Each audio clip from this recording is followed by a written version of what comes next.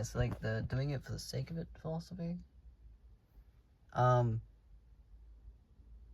It's alright, sorry, I'm a little bit everywhere. Okay.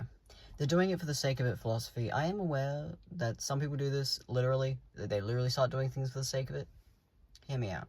Doing it on a more like soul level, because I was for a second there, I started saying about souls. But sometimes the subject of soul or even like spirituality can get a bit dramatic. And it starts being like, oh, sometimes you need the reminder. I guess it depends on how it is for you. But it's for the sake of it, right? I was talking about shame and how if you get like taught to be ashamed of things you like, in order to do things you like, you have to be like ashamed. And then you start realizing shame is like how you know that you're doing something you like. Unless, of course, you're actually just ashamed and grossed out by something, then no. But like if it's something you want and you've been taught out of what you want, you actually end up actually enjoying the shame, right? And guess what? This is literally for the sake of it. The irony, of course, is that spiritually, it's very important you're working through shame. But the irony is that you're literally just getting to enjoy things that you like, but you get to enjoy it through the lens of shame. It's like fashion. Let's say you're afraid of dressing up. You get to face fear within fashion. See how this is literally just to make it kind of fun? I mean, obviously fashion is great. Well, either way, if you're comfortable, this is also another appeal, to be comfortable. But people who face fear or shame, we kind of have this weird extra appeal to it. Even though it might be from like trauma or something. Or it might be from people paying you out. It doesn't have to be trauma, but like people paying you out. But the irony is that it's really fulfilling. And it's just for the sake of it. But the irony is that spiritually, you're actually getting a lot of fulfillment. But guess what? You don't even have to do anything. It's not dramatic.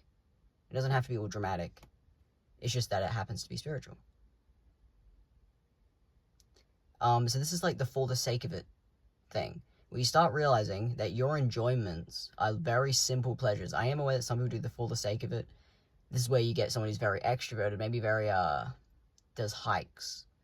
And maybe they might be actually the opposite, someone who's not chill at all, like someone who's like doing things for thrill.